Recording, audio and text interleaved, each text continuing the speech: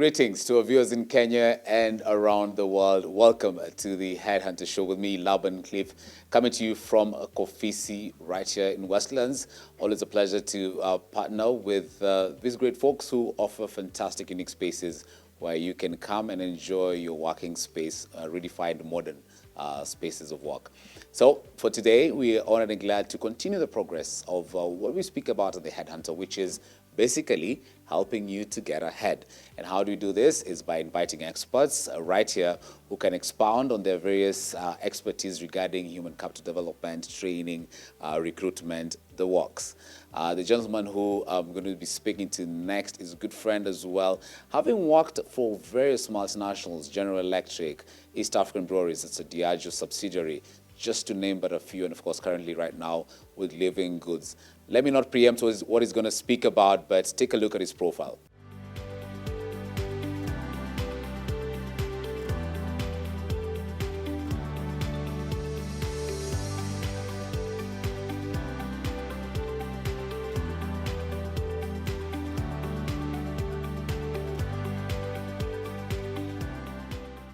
Well, there you have it. None other than Nicholas Kasidhi, who's joining us right here on the Kofisi 9 Riverside. Asante sana.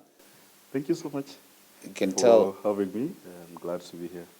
this is, do you have sort of spaces like this in your office? You know, modern areas of work. You mentioned that you encourage hybrid work. Yes. So maybe living good stuff are somewhere hidden in these Kofisi places. No, I've interacted with such spaces. Yeah. Currently, we are in sort of like a building. It's sort of converted into an office space. It's been there for some time. We've recently just revamped it to get ready for return to office. However, most of our teams are not fully back into office. We have sort of a hybrid model where you would come in a few days in a week for on-site meetings, and teams would also connect once in a while, maybe on a Friday. But it's just a blend of both worlds. So as you can see, the trend has now really shifted quite a bit into co-working spaces, and most companies, as you're aware, are leveraging those spaces much more, to really connect with their teams and also just get work going. Not so much from home, but in such setups. I'm just preempting a discussion we're going to have with Nicholas Kasidhi because from the vantage view of having worked for many multinationals, you have perspective into what are some of the trends. And you mentioned about co-working spaces, and we're seeing these trends as well. We'll talk about that. We'll speak about how you manage to actually measure your employees' can I say, output, even as they are working from home or if it's virtually or whatever view. But before we go there to the trends, first of all, Nicholas, just talk to us about your career journey, just a bit of a teaser into your perspective. I think a highlight has been being top leader in the HR circles, particularly with General Electric, moved on to Diageo as well. Yeah. How has that journey been? Yes, I've had quite a run, as you're aware. So started off, I think, about 15 years back. Launched my HR career in a consulting firm. At the time, I had just finished my bachelor's degree in philosophy, and then I had a passion for people and working in environments that elevate people's profiles. That was a passion point for me. So moved into the HR world, and at that point when I was doing my postgraduate HR diploma, I met one of the CEOs who's really running her own firm, and I took a keen interest, and I really wanted to find out what does it take to get to her level, and I gave it a shot. I asked her, can I come work with you? And she offered me an opportunity as an intern. And that's where I learned it. And 2 years on, I had really applied myself into each and everything, HR. So these guys were going to, work with companies, offering solutions, HR solutions, offering a lot of trainings and capability building for teams, different companies. They were moving into placement and supporting them with hiring, a couple of SMEs and startups. So I was doing all that. I also had a stint during that time to do a bit of business development. So I'd pitch in for tenders, do proposals, go for meetings. So yeah, but then that was my initial story, and the way I wanted to shape it was to build that capability and then now move into industry. Yeah.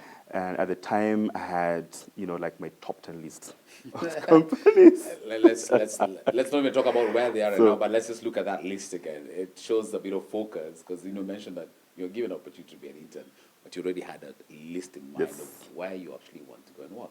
So what was number one? So I had the big four. PwC, KPMG, Yes. Ernst & Young, Yes. and Deloitte. Yes. So what was number five? I had Shell. Shell. Shell was there. I had Cork. Coke was there. I had EABL there. I'm forgetting the other three. Yeah. But then, strangely enough, Yes. I didn't have GE in that list. But I had started building my online profile or footprint just so that I can showcase, some of the learnings I've had, what I do. And then I got to register with an online job board. At the time, it was called Monster. I don't know if you know Monster. And then I bumped into General Electric at that point, and I applied for a role. And I forgot about it because I only read about it in some of the business case studies that we did during school. I said, no, these guys can't even be here. I didn't even know they were here. And at the time when I was doing that, I had just, interviewed with Shell. Yeah. And they had a graduate trainee opportunity, which, it ended up, being, I think I was one of the top two candidates at the time. But they picked one of my peers at the time, and she's doing very well right now. Yeah. Then after that, they actually froze recruitment because what they told me is that we're not going to get you into a graduate program. We're going to give you a direct hire role. And then they froze hiring globally. Immediately after that. And then, 3 months after that, then GE calls out of nowhere.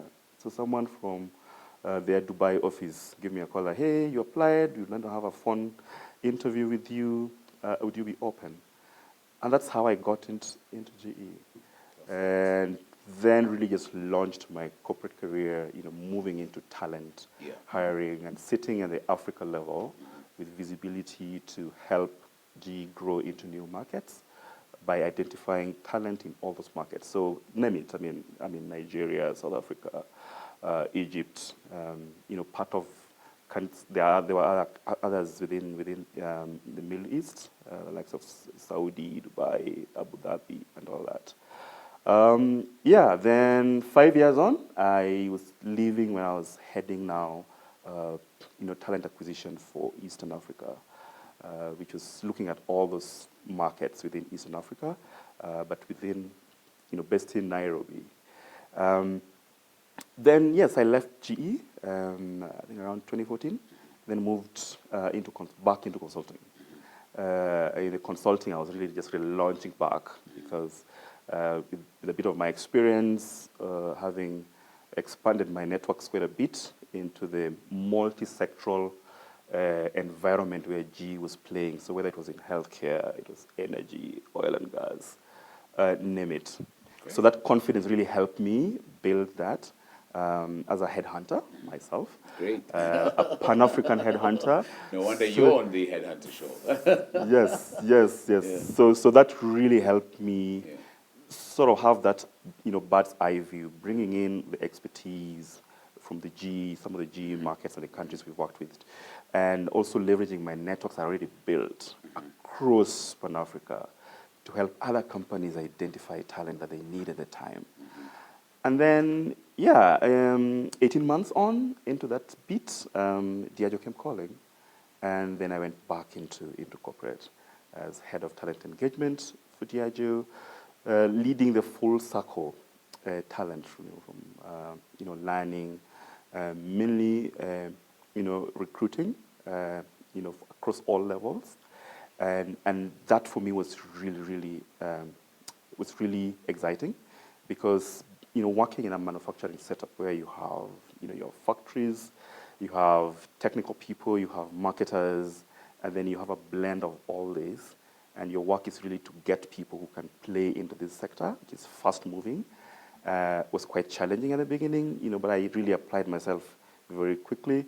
Tapping into some of my networks, building into some of the online channels or platforms like LinkedIn and what have you, and also just really enriching myself across the industry for 5 years. You know what? You know why it's interesting to actually Yes, pause yes. at that. I'll speak to you about Yeah.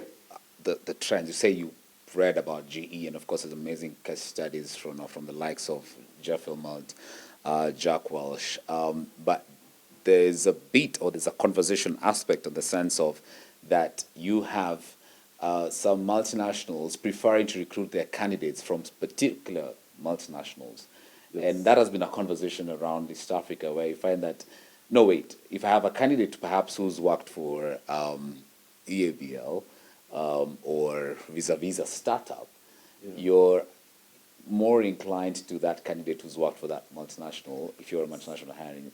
Yes. Why is that the case? So two reasons. So one is depending on the seniority of the role, most of these multinationals will be looking for people who you would call plug and play. They may not have much time to, for them to come in and learn the ropes and get to start delivering. So at that level, as senior leadership, you want someone who can really come, run, because it's really fast-paced environment, and the industry is moving really fast. And then secondly is around the culture fit. The way the culture in some of these multinationals tend to cut across, depending on their consumer brand, their employer brand, and also their products. And some of them actually have also similar stakeholders. The market share, some of them are actually competitors. So, it makes it easy for them without having to really take so much time building that talent to get ready. In other occasions, so when they are targeting now, say graduate level, entry level talent, then the weight is within realistic timelines because then you're grooming this person into different stages, right from graduate level. So that one is a given. But there are also some very specialized skill sets that you can only find in certain sectors who have done it. So, for instance, if EABL is looking for a brewer, for instance, they won't go to Unilever. They would find someone who has worked in a similar setting in a brewer to come in because of that specialized. But there's some skill sets that perhaps you might want from Unilever based off on maybe the leadership experience they've had or the leadership training they've had, for instance. Yes. So, okay, go ahead, sorry. Yeah. So for an overall blend of leadership, so if you're bringing, say, a supply chain director, that, of course, you can go to Unilever because then it cuts across manufacturing processes, quality management, and all those things is, in a plant setup, tend to cut across. And for at that level is more of leadership because then you're working with so many people below you who've been there and who understands the bit very well. Okay. Yeah. But for very, very specialized role, which you can't lay your hand on like immediately, you'd have to go for a very specific talent. What are you trying to say about people perhaps who are applying to these multinationals and they don't have that prior multinational experience or maybe what is needed? So should they give up? No, shouldn't. I mean, you have to try. I mean, I didn't have it. I didn't. Yeah. No. I mean, the thing is they say opportunity meets preparedness. So if I'm coming out of school and I have a target, I know really what I want to do. Yeah. And I know where I can really apply myself in terms of relevance, then I would target that company or multinational. So for me, if I've done food technology, for instance, and I know, my most, immediate or relevant place to start from is a company that does manufacturing and especially the food processing, then I would identify who are these people, so who does food processing in this market. Then I'll start talking to them. So whether that is, the likes of, Unilever or Coke or EABL or, Cadbury's or Nestle, name them. You want want to try and find out what is their cycle of hiring and when is the right time to tap into that cycle. And whether you want to find out who are the top guys or some of the people who work in these companies, I can quickly chime into and find out about. Or if you have, say, like a placement office in your university, you may want to check with your the guy who is leading that, find out how do I get my hands across this particular area. That's just an example, depending on what you are studying. So it doesn't mean that if you have not worked in an MNC, then you wouldn't find a place in going into such a certain environment, and vice versa.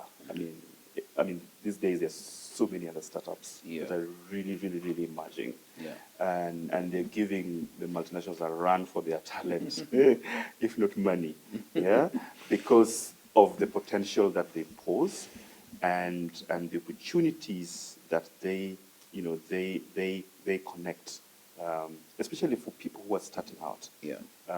Trigger, for instance, just came the other day, and you can see how fast it's moving, being a B2B in the retail business, and there's so many other examples, just to name but a few. So it's not really cut out for anyone, and if you hear stories of people who have really made it big in some of these top corporates, it's so humbling, how they got in there. I'm tempted to go into the stories, but it's true that it's so humble because more often than not we hear of stories, and of course, I think the other day we were just speaking, and of course, just looking back at his life, and God rest his soul, that's the former CEO of Safaricom, Bob Collymore, late. He would actually speak largely about his past experience in a supermarket mall, and where he actually learned the whole ins and outs of management, in a supermarket aisle, for instance, and then, went up and became CEO of a global recognized company. So yeah, it's all out there. I want to talk to you about now the trends. These multinationals that you're very much privileged to have worked for have announced lots and lots of job cuts across board. Breaking news today, of course, speaking in as our media self, is that we're keeping tabs of what's happening. GSK, which is GlaxoSmithKline, has just announced that they'll be cutting back on their Nairobi operations, and this is of course, sadly due to the impact of COVID-19. You're looking at lower than budgeted sales, and for instance, in that, and this will definitely impact on you know the talent that they have, which is looking at job losses. So, speaking about trends, and really where our conversation will largely dwell on, is the same multinationals who are quote employers of choice are now cutting back. So the same multinationals who look at everyone and say, I want to work for them, I want to work with GSK, saying, you know what, now we're cutting down. So which way for talent for these global recognized firms? Yeah. It's quite a concern, and it didn't just start yesterday. One thing that you would appreciate that came with the COVID disruption is that many businesses actually suffered or struggled. Yeah. And it's not just limited to the multinationals, even the local startups or even some of the middle tier businesses have really struggled because of the tough business environment. And it could be touching on many things. So whether it's cost of production or raw materials or whatever it is, and even just sustaining their current wage bill or headcount. And most of these guys with COVID coming in had to really rethink their priorities and keep them really short term rather than long term plans because of the uncertainties. And that speaks to VOCA as well. Now, the unfortunate thing is that we have abundance of talent. Yeah. Yeah, and then now you realize that with abundance of talent in play and who are already affected with some of these job cuts, the question is where do they go, or what do they start to do? One thing that we've been learning through all this period of COVID is that it's not enough to stick to one area of expertise. I think most of us have been encouraged to diversify our areas of expertise or skill set, because when the wave comes and it picks on you and you only have one place to go, then you won't have any options. So if you diversify that skill set, so that, I mean, as much as companies are struggling, what else do you have to offer to, say, a tier 2 company or a mid-level startup that you have learned from GSK, for instance, and you would come in and really help them step up their game, as a best practice. And that's really one thing I really appreciate coming from multinationals. Because as much as things are changing, you have had the opportunity to learn. You've had the opportunity to work with some of the smartest people, learn with some of the great facilities. You've had some good training and support and mentorship. So for me, that is now a time for you, as someone who's been affected, to look at the other opportunities, locally, where you can actually still impact with your learnings. And actually, they will come to you running because of that profile. So I look at it two sides. There will be oversupply of similar folks with the same sort of skill set. You can't avoid that. You can't avoid that. So the more diverse you are, the better. Yeah. Because then it also says that we're also now empowering our local entities to also spring up. Because when you have abundance of talent here and the supply is limited, then what you're creating is more opportunities for entrepreneurs. Yeah, creating more opportunities for people to come up and set up businesses based on what their passions are, and then tie that passion with profit. So for me, it's not so much, there'll be oversupply or what, but it's more of what opportunities are we seeing in this abundance of talent and also in this, struggling economy. There's always opportunity for innovation, for new startup businesses, and just to do something different, totally different. Yeah. There is no other time apart from COVID where we've seen so many dollar billionaires in the history of our economy. So we have a challenge on one side, but have a great opportunity on Yes. this other end to Yes, use the yes, same. yes, yeah. There's something you mentioned about VUCA, and I know, of course, to our audience, you must remember, of course, we had Michael Dom, somebody who's very known to you as a management consultant, speaking about the volatile, uncertain, and ambiguous, complex and ambiguous world. Then he countered it and said, with that volatile uncertainty, complex and ambiguous, we can have a bit of visioning to replace the V with the volatility, looking at the uncertain with understanding. Basically, the qualities that leaders now need to apply to attack that VUCA world, which you live in right now. And then for complex, look at collaborating as a way to stay ahead. And ambiguous, look at adapting. So with that ambiguity, you look at opportunities and how to adapt. So anyway, I just thought I'd lay it out there because you mentioned the same. So here's a story of multinationals scaling down, cutting costs, and now you're saying it can be an opportunity as well for the talent there to scout for opportunities locally and for local companies to also look at how they can get best practice examples from these people who work with the multinationals. Yes, yes. And let me tell you one thing. It's really about mindset, and a growth mindset. Yes. To be precise, because if the tide has shifted, you have to shift with the tide. If you remain behind, then you lose. Yeah. So when it shifted, and actually sometimes in business school they say you need to anticipate some of these things. We knew that the wave is still gonna affect so many other businesses as much as it's slowing down.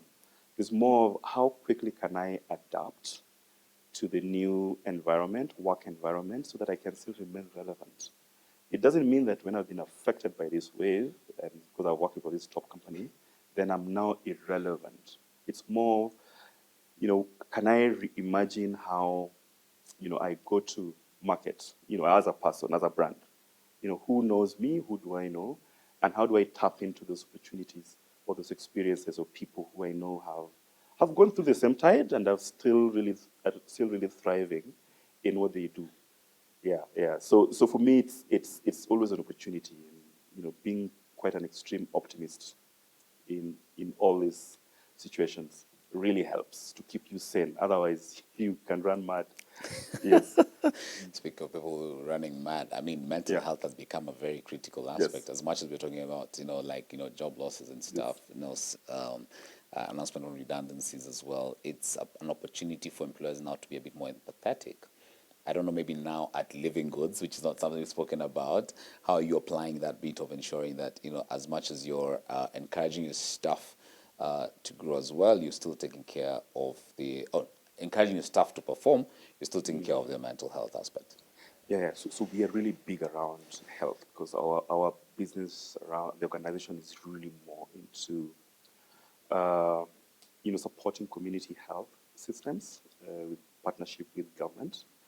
And of course, we empower people we work with, our community health volunteers, Yeah. to be really digitally enabled in their work so that we can do it with scale. And the fact that our focus is health means Yes. that we have to also apply it Yeah. in-house Yeah. to ensure that the well-being of our people is very, very well catered for. Yeah. And so we have a very robust employee assistance program, and which is accessible to all our teams 24/7, and you can always call a toll-free number, talk to a counselor, talk to someone, when you are in distress, when you are not sure of what's going on, or where you've been impacted by, something, a job, family, and it's not just for our staff, it's also for their families as well. Because when you're affected at work, you're also affected at home. So we've opened this opportunity or window to really help our teams, feel they belong and also feel taken care of. We also have, an annual sort of wellness month, which we do run in October every year. And this wellness month means that we have conversations on many topical areas when it comes to, wellness as a whole, not just mentally. Just to make sure that, we have teams who are really, really fully engaged and they're taken care of from all angles. So that is something that we take very, very seriously because we have to, one of our key values as Living Goods is putting families first. So as much as we are saving other families out there in the communities, we also have to save the ones we have internally so that they can remain really, really productive and fully engaged. Why is that so important to you? It's important for me because you can't separate the two. You can't separate family from what you do, from work. Because if you are not okay at work, you want to be okay at home. Actually, there's a ripple effect. If you're not okay at home, you won't actually give me 100% at work. So it's okay. That's why it's important for me to take care of the whole person. I was reading today morning, someone was saying that people don't fake mental illness, they fake being okay. So you'll meet a guy in the corridors and they smile at you, but that smile is a fake smile. You don't know what's going on until you have a conversation. And then really be authentic and let them be vulnerable. So I think it's something that most employers are feeling challenged right now, but a big priority and a focus for many organizations. Great. Super. Taking a break now, Nicholas Kasidhi has been with us for the first half of the Headhunter. Shortly, we'll be reviewing some of your questions that we're receiving as well on our social media platforms. And don't forget, the hashtag is the Headhunter. So please reach out to us, but don't go too far. He'll be right back with emerging trends in the HR circle. Stay tuned.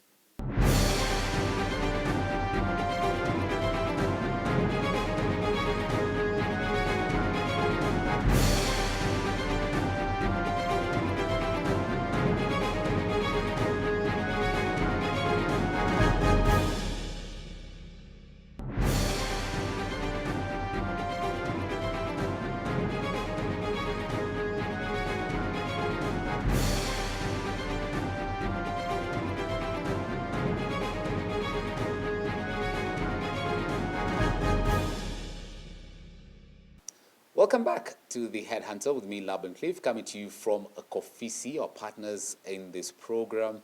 We continue to sample some of your feedback as well to us. Let me just take a few questions from our viewers. This comes from Kip Sang. He says, what lessons from multinational, like, what are some of the lessons you actually draw from multinational experience? And another question is, what is the sort of leadership style? So we're looking at maybe the leadership style and the lessons that you can actually draw for multinational. I think this is on the beat where you mentioned that they can actually be applied in local firms. There's also a question here as well from Ken, who says, one of the disadvantages of working for multinationals is that it could pose a threat to small and local businesses.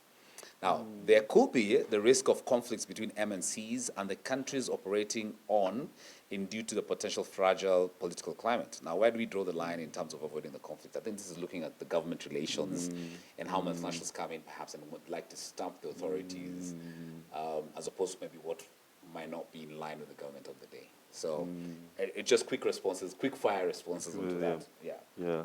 Lessons. Yeah. One of them for me is sense of agency and drive to win. Because some of these multinationals are very ambitious in terms of areas of performance and how people deliver and really game-changing performance. So you need to show up and ensure that whatever you are doing is really adding value, and punching above your weight really helps sometimes. So when you have that sort of thinking and how you deliver and how you sort of collaborate with other teams, but applying the sense of agency and drive to win. In Diageo, we used to call it winning through execution. Yes, it's not just good enough to have strategy well laid out. Without execution, it's null and void. So that for me. The other bit is around just a wider worldview. So being able to appreciate, the various diversities and multicultural differences in one place adds sort of value, because then you start appreciating, different things you can pick from one person. So you could be working with someone from Uganda, someone from, say, in the UK, someone from Canada, and you're in the same team. So, that marriage of different cultures helps quite a bit. And of course, the pace, as I mentioned. The other thing is also around a sense of integrity, because sometimes you may be in a role that is very sensitive, and sometimes how you apply yourself, even through external vendors or people you interact with, even internally, says a lot about you in terms of character and ethical, practices. So integrity is really, really big for some of these people. Yeah. And things that you have to really learn early as a person. The other question was around government relations. Government relations. That's how to apply with the government of the day. Yeah. I think it depends on the opportunity that you're pursuing in country and the relationships you are trying to build. So government is a key stakeholder for some, and then of course you have other competitors, other local firms. So the intent is really not to come and kill, because it's a wide market. So for me, it should be more of find your niche, find your space. I think there's a space for everyone. There's a space for everyone. If you feel that I'm overshadowing your space, then let's have a conversation of how can we, have joint efforts. Say we're in the same trade, and I'm a new entrant, and this happens a lot with a lot of imported products coming into the country, and they are cannibalizing on all our local products here.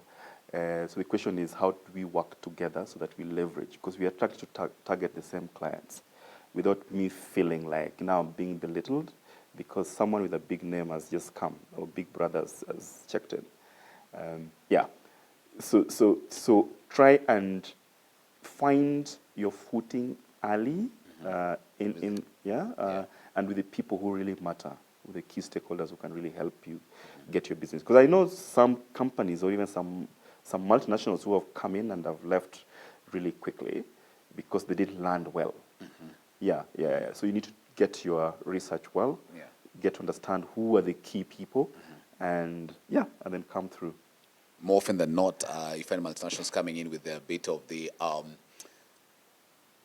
can I say, the host country, and of course, there's the country of origin, and perhaps more often than not, the ethos around, what they actually operate in the host country might not be similar to that, and the cultural nuances. Having worked with these multinationals, how Yes. do they adapt to the local? It's a big challenge.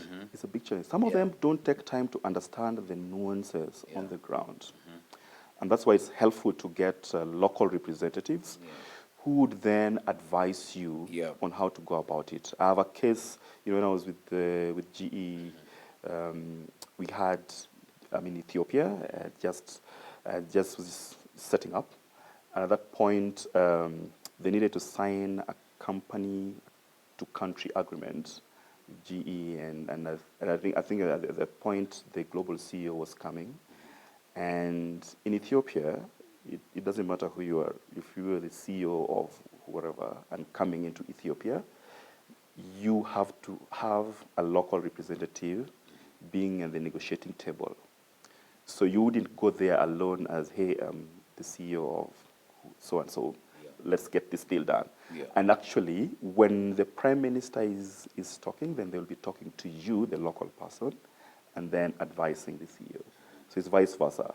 So it also depends on also how governments are actually protecting the local manufacturers and businesses, so that they give them an opportunity to have the first hand rather than feeling overshadowed. Yeah. Yeah. It's not normally the case. All right. So we've spoken about the emerging trends. We had a chance about looking at mental health issues, looking at multinationals, the talent development in multinationals, looking at the co-working spaces and how employers should do it. But there's something that, Nicholas, we might miss out is really how does the leadership now adapt to these emerging trends? Because as mentioned that we live in a VUCA world and the speed of adoption is not always in line with the speed of change.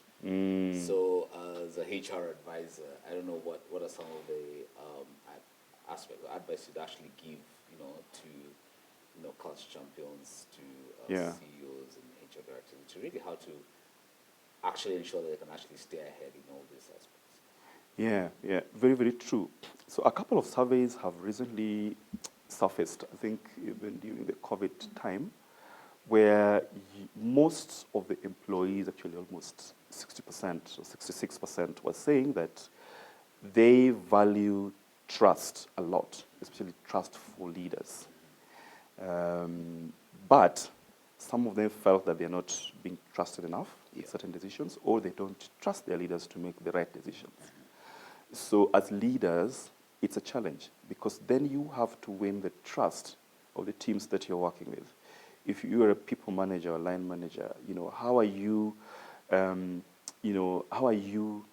immersing yourself into the minds and hearts of your teams to really deliver outcomes for you or through you? And how do you build that trust, that people can really trust you to do the right thing? And especially in a remote working environment, it becomes a bit tricky, because as a leader, you don't trust your people out there. You don't know what they're doing. And they also don't trust you to have their best interests at heart. So it becomes like a balance of probabilities. Is he doing? Is he not doing? And so it's a big challenge as leaders to really calm down, listen to the people, touch their pulse. So we do these pulse surveys, I think once or twice in a year. Listen to what they say, and then we respond and say, this is what you said. You said you want us to have more listening time, and we have created, safe spaces for you to air your views and opinions in a safe environment, and we'll listen. So that we start building that trust early. Yeah. So that you don't seem like you have so many steps to get to the CEO, but then you break that ceiling. And then the other thing is around the frequency of listening. So how many times do you have these check-ins? And then not just your direct reports, even skip level or even times 2 skip level. To what extent do you even go to the stores or the factory plant, the floor? Talk to the technicians, the drivers. How are they feeling? What do they think about us as a great place to work? Do they really feel you're a great place to work? And what can I do as a leader to shape that and help them fall in love with our brand as an employer brand and feel that this is really beyond work, it's home. So that bit, it takes a lot of leadership and engagement beyond just, results. And whose responsibility is that? The leader. Yeah. And for me, I see everyone has a stake, and everyone is a leader. So if my leader is not listening to me, it's up to me also to get him to that awareness that I need his attention. Maybe he's doing it it's a blind spot for him. It could be very unconscious that someone may come into a crowd, greet everybody else, and passes you, and you're like, okay, he just passed me. It's more of how do I then get him to understand that this is something that I really value. I don't feel recognized. I don't feel like I belong. So I don't just sit back and be quiet. Yeah, it's a challenge. I know it's not easy. It also depends on the environment that has been created as a culture, which is open door. And open door policy. Yeah. So if it's open door, I can walk in there anytime. Yeah. Without feeling any chills, and I'm telling what I feel and what I think. Yeah. But if it is blocked, it becomes a bit difficult. Do you appreciate that maybe different leaders would have different management styles? I'm not only referring to the CEO, I'm looking at across the organization, different executives, where some would prefer maybe like, an email appointment, for instance, or appointment request, for instance, before, meeting them, or having that like a prior conversation, for instance. So I don't know how personal profiles or personal, what am I calling them? The personality profiles, for instance, would impact on leadership styles. Yes, you're right. I mean, the personas do impact on leadership styles in a large way. And sometimes it helps to understand one's style and what works for them very early on. Say if you join a new company, you have a new boss, it's good to be very open and understand this is how I like to work, this is how I like to be briefed, and this is how I like to have our conversations.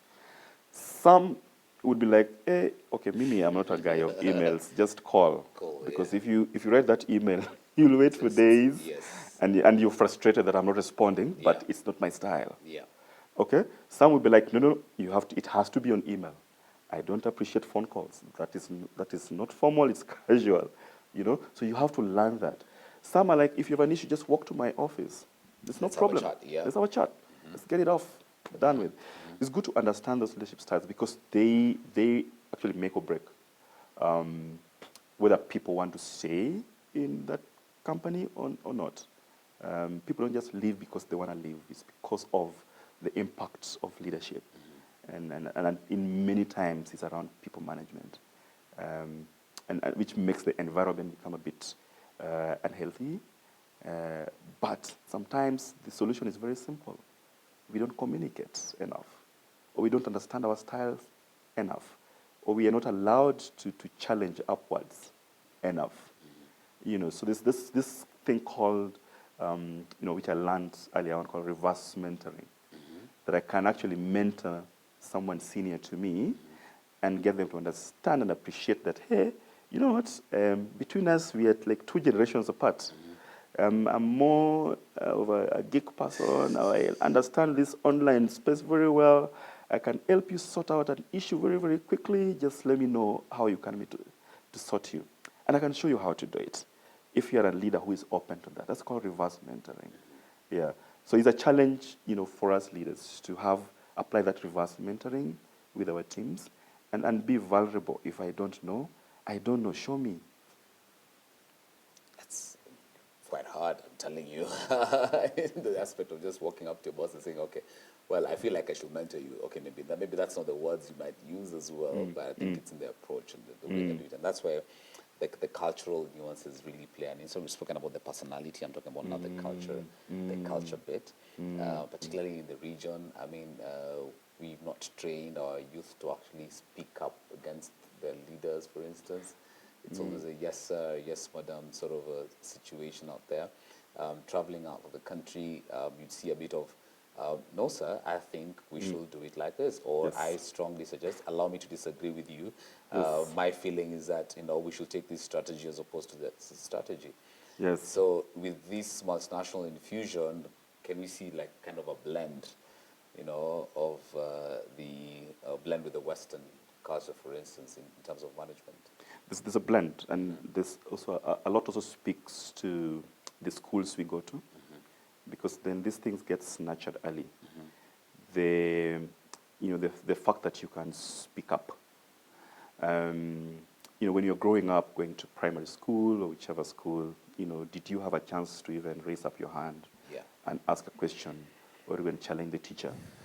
So these things actually start very, very early on from childhood, and they are nurtured. Some have not had that opportunity of it being nurtured, even in the family. You're able to challenge mom and say, hey, mom, I think we can do it this way. No, no, no. So that kind of space, safe space to challenge. If you go to, of course, like you mentioned, the development world, it's very liberal. Kids are exposed early, even in the workplace, so they get to interact with people differently. They get to understand. They know their rights. They need to know what to do, when, where, and how, and that really helps. And even our kids who've gone abroad and come back, you see a bit of a difference in terms of the blend of cultures they have picked and how they apply it now locally. So I think for us, even in the workspaces or places, we need to just be aware that there's always a blend of different cultures. And that's why as a leader, it's your role to give people that safe space. Appreciate that not everybody would come from a similar cultural background. Yeah. And not everybody's like you. Not everybody's a Harvard graduate like Laban. So, yeah. So give everybody an opportunity. If I come from Authoritative or in Home Bay, Yes. I may not have had a chance like Laban. Yeah. So give me the same opportunity if we are interning together or if we are in the same graduate program. So that, my idea also counts, and I also feel a bit of self-confidence that I don't shy and, let things go unattended. So I think now just to bring the ship to a landing, I think personally will be now and at a personal level, I feel it will be like the lessons you picked up from this whole multinational experience is to ask you, how have you found it? How have you seen, and maybe some of future forward. So basically, we just want to look into your crystal ball and ask you, okay, Nicholas, how do you see talent trends going? How do people get ahead with all this, first of all, job cuts? Okay, well, happenings in the global scale, impacting on companies, cutting down on jobs, and also the opportunity towards creating opportunity towards the virtual work. You mentioned about virtual work, and it's just all convoluted. But I just want you to kind of pick up the pieces for us and just tell us, you know what, Laban, I would focus on this, I'd focus on this, and I'd drop this, or I'd rely on this. So this is something. So I'll give you two approaches. So one is so whenever I talk to young people in different institutions, I am a big fan of 3 C's. Yeah, there are 3 C's. So one is around clarity. It's always good to have clarity of what you want to do and how that plays out in your career. The second C speaks around content. What are you bringing on the table? What's your value addition? Because if you're not bringing anything in the table, then I don't think people would give you airtime. No one would want to listen to you. So have your content ready. Have your 15-second elevator pitch ready, so that if by chance you bumped into Peter Ndego on the lift, and you've always wanted to talk to him, and you've just bumped and he says, hi, what's next for you? Yeah? So have that. So clarity, content. The third C for me is character. Character is really who you are. How do you show up?